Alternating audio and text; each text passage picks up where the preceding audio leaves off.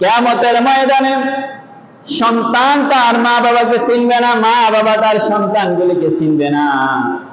যে সন্তানের জন্য আপনি বাড়ি গাড়ি জায়গা জমি সবকিছু রেখে যাচ্ছেন, ওই সন্তানগুলি আপনার খবর রাখবে না।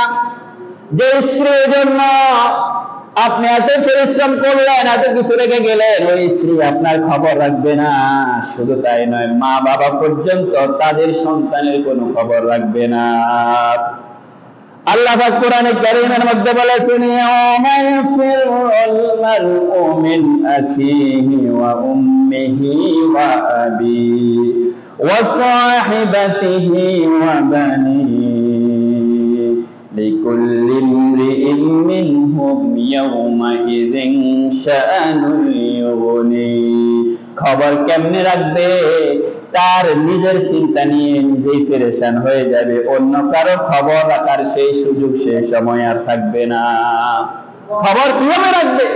নিজের গুনাহের পাল্লা নিয়ে, নিজের গুনাহের ভার নিয়ে নিজে অস্থির হয়ে যাবে, কার খবর রাখার আর টাইম আছে? সেজন্য আল্লাহ রাসূল বলেছেন, কিয়ামতের ময়দানে নামাজটা ওই নামাজি ব্যক্তির জন্য কাজে লেগে যাবে, যে ব্যক্তির জন্য দুনিয়াতে ওই ব্যক্তিটা সন্তানগুলির জন্য সবকিছু করলো, স্ত্রীর জন্য সবকিছু করলো, পাড়া প্রতিবেশীর জন্য করলো, কিন্তু তারা কেউ কাজে লাগলো না। কাজে লাগলো কেবলমাত্র শুধুমাত্র নামাজ, শুধুমাত্র নামাজ। সুবহানাল্লাহ। আল্লাহ নবী বলেছেন, আন আব্দুল্লাহ ইবনে আমর ইবনে আল-আস রাদিয়াল্লাহু আনহু عن النبي صلى الله عليه وسلم أنه ذكر الصلاة يوما فقال من حافظ عليها كانت له نورا وبرهانا ونجاة يوم القيامة ومن لم يحافظ عليها لم تكن له نورا ولا برهانا ولا نجاة وكان يوم القيامة مع قارون وفرعون وهامان।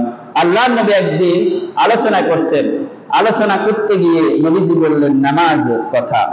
নামাজের কথা বলতে গিয়ে নবীজি বললেন, যে ব্যক্তি এই নামাজকে সঠিকভাবে আদায় করবে, নামাজকে সঠিকভাবে সংরক্ষণ করবে, অর্থাৎ নামাজের হুকুম আহকামগুলি যথাযথভাবে পালন করবে, এই নামাজটা কিয়ামতের ময়দানে এই ব্যক্তির জন্য নূর হিসেবে, আলো হিসেবে এবং দলিল হিসেবে, নাজাতের একটা উসিলা হিসেবে কিয়ামতের ময়দানে উপস্থিত হয়ে যাবে। সুবহানাল্লাহ।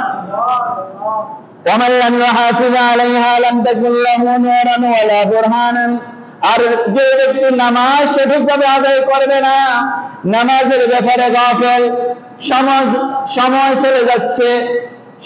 চলে যাচ্ছে, নামাজ পড়ছে না, নামাজ পড়লেও সঠিকভাবে নামাজ পড়ে না, রুকু সিজদা ঠিক মতো আদায় করে না, এই ব্যক্তির জন্য আল্লাহ রাসূল বলেছেন, কিয়ামতের ময়দানে এই ব্যক্তির জন্য নামাজ নূর, দলিল এবং নাজাতের উসিলা হিসেবে উপস্থিত হবে না, বরং এই ব্যক্তির হাসর নাসর হবে কারুনের সাথে, ফেরাউনের সাথে, হামানের সাথে, উবাই ইবনে খালদের সাথে। বলে নাউযুবিল্লাহ। এই ব্যক্তির হাসর হয়ে যাবে আল্লাহ দ্রোহীদের সাথে, যারা আল্লাহর সাথে নাফরমানি করেছে। তার মানে এই হাদিস থেকে বোঝা যায় এই ব্যক্তির জন্য নিশ্চিত জাহান্নাম অবধারিত। নাউযুবিল্লাহ। নামাজ এটা